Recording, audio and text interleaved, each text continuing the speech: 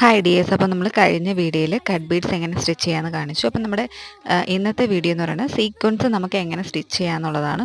Sequence നമുക്ക് രണ്ട് രീതിയിൽ സ്റ്റിച്ച് ചെയ്ത് കൊടുക്കാം. അതായത് ഇതുപോലെ ബാക്ക് സ്റ്റിച്ച് ചെയ്തും കൊടുക്കാൻ പറ്റും, പിന്നെ സെൻറ്റർ വെച്ചിട്ടുള്ള സ്റ്റിച്ചുമുണ്ട്.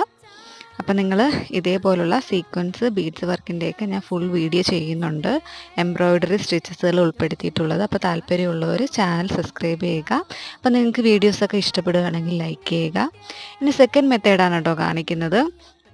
ആദ്യം നമ്മൾ സീക്വൻസ് അതിലോട്ട് കയറ്റിയതിന് ശേഷം അതിൻ്റെ ഫ്രണ്ട് വശത്ത് നമ്മൾ ഇതേപോലെ സ്റ്റിച്ച് ചെയ്തിട്ട് അതിൻ്റെ സെൻറ്ററിൽ കൂടെ അടുത്ത നൂലെടുത്തിട്ട് സ്റ്റിച്ച് ചെയ്ത് കൊടുക്കുന്നു. അപ്പോൾ ഇത് സെൻറ്റർ ഓരോന്നിൻ്റെയും സീക്വൻസിൻ്റെ സെൻറ്റർ വെച്ചാണ് സ്റ്റിച്ച് ചെയ്ത് പോകുന്നത്.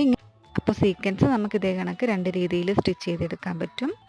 അപ്പോൾ ഇന്നത്തെ വീഡിയോ ഇത്രയൊക്കെ ഉള്ളൂ. അപ്പോൾ അടുത്തൊരു വീഡിയോ ആയി വരുന്നവരേക്കും ബൈ ബൈ.